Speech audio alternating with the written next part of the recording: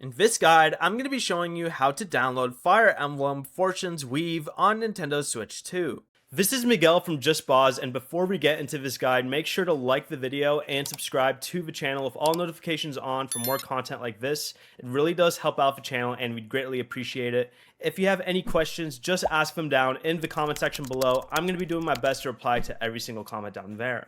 From the home menu, go ahead and open the Nintendo eShop and select the Nintendo account you want to use. Then go down to search/browse and type in Fire Emblem Fortune's Weave. Then go ahead and open the game from the search results. Go ahead and select continue and proceed to purchase or pre-order, then follow the prompts to complete the purchase.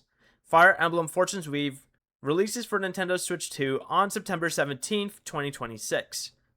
Once the game is available, the download should begin automatically, but if it doesn't, go ahead and open virtual game cards from your home menu, then select Fire Emblem Fortune's Weave from the list of games, and choose load on the system and download. Before you leave, remember to like the video and subscribe to the channel with all notifications on for more content like this. It really does help out the channel and we'd greatly appreciate it. And if you did have any questions, just ask them down in the comment section below.